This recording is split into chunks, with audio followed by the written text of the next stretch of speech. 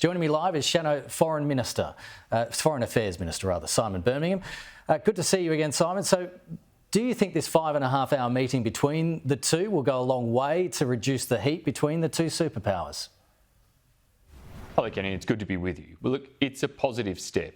Dialogue is always preferable to standoff, particularly where dialogue can better help to ensure that difficult issues are managed carefully, that communication channels are open to avoid any risk of miscalculation or other problems down the track.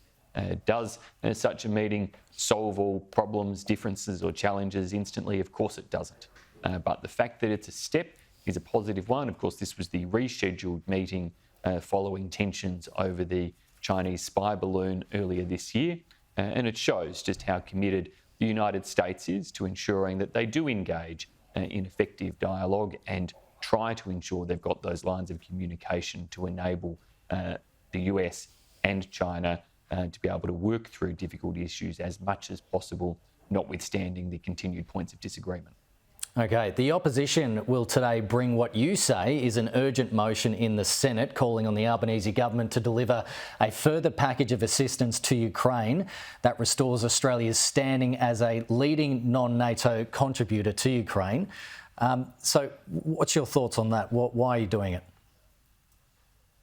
It's become embarrassing, frankly, to see Ukraine having to resort to public advertising campaigns, public promotional campaigns to encourage Australia to do more. It's gone on far too long, with the Albanese government having provided no additional humanitarian assistance to Ukraine compared with what the Morrison government did, no additional energy assistance to Ukraine compared with what the Morrison government did, and only minimal additional areas of military assistance. It is beyond time for a full and comprehensive package of military, humanitarian and energy assistance to Ukraine to be announced by the Albanese government. We stand willing and desperate, in fact, to continue to give bipartisan support to Labor in actually delivering upon this. It shouldn't have to wait for the NATO Leaders Summit that's coming up and a picture opportunity for the Prime Minister. It should be done now. The counter-offensive is underway now, and we should be joining the US, the UK, so many other European and other partners around the world in ensuring that we continue to help Ukraine fight off the illegal and immoral invasion that they're facing right now. The government says it's unable to send Australian Hawkeye-protected mobility vehicles to Ukraine, which is what they want, because there's an unresolved braking issue and limited supply of parts. So what should they send? Well, they should work through those issues and work through them promptly. And I am confident that with the manufacturer and European partners, there are solutions. Let's be honest, Australian standards required right now in relation to anti-braking systems for use of vehicles on Australian public roads are vastly different to what Ukraine needs in the battlefield of conflict. So there's got to be a practical way to work through those types of issues and to ensure that the Australian government systematically addresses each of the requests from Ukrainians, does so as comprehensively as we can and as swiftly and transparently as we can as well. We remain very concerned at the fact that there is still no clear transparency from the government, for example, on the promised Bushmasters as to precisely how many actually have been delivered. The UK is showing much more transparency with their far greater commitments to Ukraine than Australia has to date, and we should be seeing transparency as well as the further package of support. Just on housing, Labor's Don Farrell says the Greens and Coalition voting together to delay the Housing Australia Future Fund amounts to a failure to pass and therefore is the first step to a double dissolution election trigger. Do you agree with that? Well, if that's where it ends up being, then that's what we'll fight. But we are looking at this through the lens of the policy question.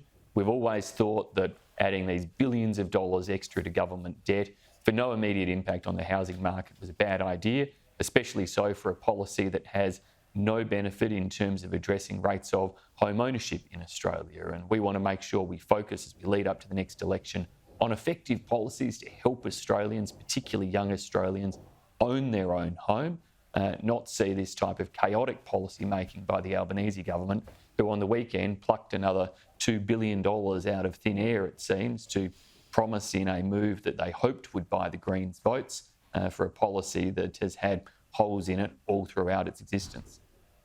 But the Coalition has the superannuation policy where people can dip into their super policy. Australia voted that out, and that's what you're trying to bring back. Isn't this progression over perfection? Like, don't we just need to get started on something?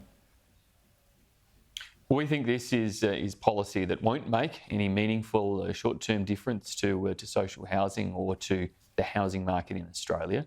It will, though, add billions of dollars of debt. It was meant to be a vehicle that would be off budget, but with each additional rushed announcement to try to buy the Greens' support, the government has completely undermined the off-budget nature of this new entity in housing, and instead it will now have a significant impact in terms of additional borrowings, additional debt in Australia, without having a similar impact in terms of any positive impacts in the housing market in the near term.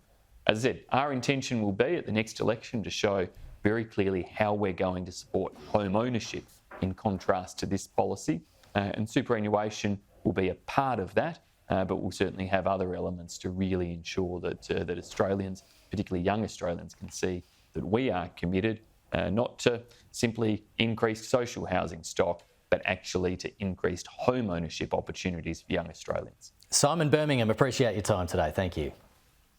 Thank you, my pleasure.